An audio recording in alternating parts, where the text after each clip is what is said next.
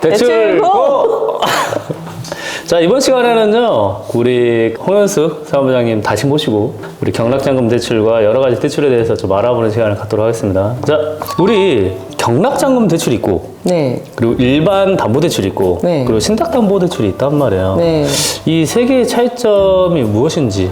경락잔금 대출 같은 경우는 뭐 공매나 경매처럼 법원에서 일정 부분 감정평가를 해서 사람들에게 알려서 최고가 입찰인이 낙찰되게끔 하는 시스템이지만 일반 매매 같은 경우에는 매물이 있으면 보고 선택을 할 수 있는 그런 차이가 있겠죠. 네네. 대출에서도 물론 마찬가지인 게요. 경락잔금 대출은 법원에서 감정평가를 하고 현황 조사를 하고 모든 것이 조사가 돼 있잖아요. 네네. 예, 그런 걸 바탕으로 해서 감정가를 준용을 하고요.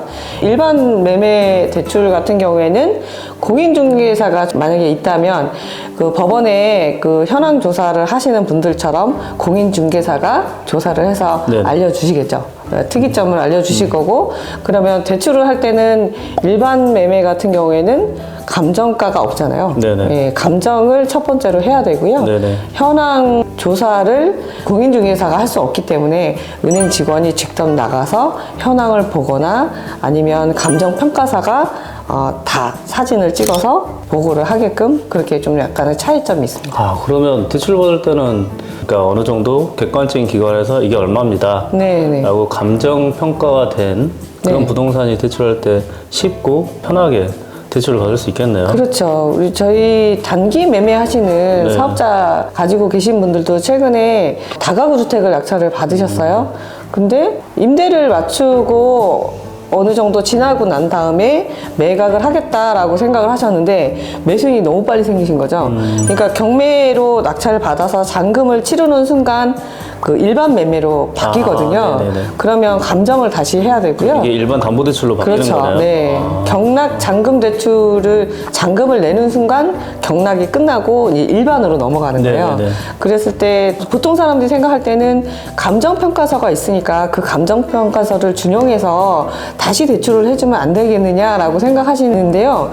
그 감정평가서가 법원에서 뭐 해커님 맨날 말씀하셨던 것처럼 21타경은 21년도에 감정한 네네, 거고 그렇죠, 그렇죠. 뭐 20타경, 뭐 19타경 이렇게 네. 있듯이 그 물건은 19타경이었어요. 아. 19년도에 감정을 한 거라서 감정평가서를 준용을 할 수 있는 범위를 넘어선 거죠. 아, 지금 2023년이니까요. 네네. 아. 만약에 지금 일반 매매 경매를 받은 거를 감정평가서를 준용할 수 있는 건 22타경이면 가능하겠죠. 아, 한 1년 정도 된 거면 네. 낙찰 받고 누군가 살려고 할 때 네네네. 바로 팔 때도 인정이 되는데 그렇죠. 1년이 넘어가면 네. 다시 이제 이거 감정을 해야 되고요. 감정을 해야 왜냐하면 그쪽에 뭐 시세가 변할 수도 있고 내려갈 수도 있고 올라갈 수도 있고 여러 가지를 은행 입장에서 고려를 한다는 네, 거예요. 그리고 뭐 감정평가 기관이 굉장히 많잖아요. 네네네. 굉장히 많은데 그 은행, 내가 이제 의뢰한 은행에 해당돼 있는 감정평가사가 몇 군데가 있어요. 네네. 아무데나 해갖고 온다고 그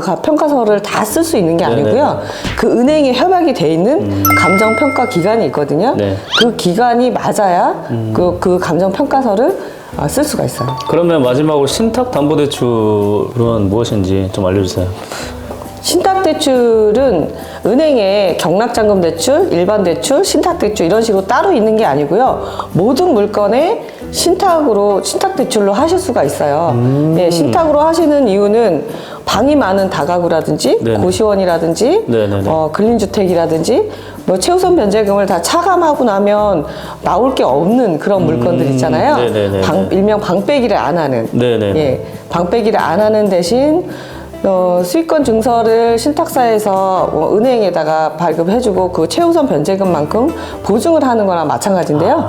예, 임차인이 들어왔을 때 나갈 때 그럴 때 신탁사가 관리를 해주는 거예요. 아, 예, 그래서 낙찰자가 저인데도 불구하고 명의가 신탁사로 넘어가 있으니까 모든 계약이라든지 이런 네네. 허가사항 같은 네네. 거를 신탁사의 동의를 받아야 하는 거죠. 그러니까 한마디로 은행 입장에서 안전하고 그렇죠. 믿을 수 있는 거네. 네네네. 그렇기 때문에 그 은행에서 빌려준 돈을 이제 회수하려고 경매로 이제 그 부동산 다가구를 진행을 했을 때 미리 네. 받아가는 최우선 변제금에 대한 부담감이 없기 때문에 신탁담보대출은 대출이 좀 많이 나오겠네요. 그렇죠. 그러면? 방빼기를 하지 않기 때문에 네네네. 제일 많이 나오죠. 거의 대부분 방이 수익형들은 다 신탁으로 많이 하신다라고 보시면 돼요. 그러면 정말 예전에 제가 궁금했었던 거예요. 공매도 경락자금 대출이 되는지. 가능하죠. 예. 요즘 일반 캠코에서 하는 공매는 그냥 네네. 너무 쉬운 거고요. 네네네. 그런 것들은 뭐 물건 조사도 대부분 경매보다는 덜하지만 그래도 잘 되어 있기 때문에 쉬운데 신탁 공매 같은 경우가 좀 어렵죠. 조사가 너무 안 돼 있어서 은행에서도 이게 세입자가 선순인지 후순인지 네네네. 아무것도 없잖아요. 네네. 등기비 다 떼어보고 임차인 전입일자까지 다 확인을 해야 되니까 사실 귀찮은 건 그렇죠, 맞죠. 그렇죠. 예. 신탁 공매 같은 경우는 입찰을 하시기 전부터 조사를 잘 하셔야 되겠지만 네네. 낙찰을 받으시고 나서 은행에 의뢰하실 때도 미리 선순위가 있다 없다 뭐 무점유자다 네네. 점유자가 뭐 어쩌고 저쩌고 이렇게 얘기를 많이 해주셔야 돼요. 그래서 그걸 바탕으로 해서 검토를 하게 되니까 네네. 그런 점들을 좀 많이 고려하시면 될 것 같아요. 그럼 혹시 신탁공매로 경락자금 대출 받을 때 혹시 네. 주의해야 될 사항이 있을까요? 네. 신탁 공매는 제일 주의하셔야 될 게 감정평가서가 없는 경우가 굉장히 많아요. 없는 경우가 있어요? 네, 많아요.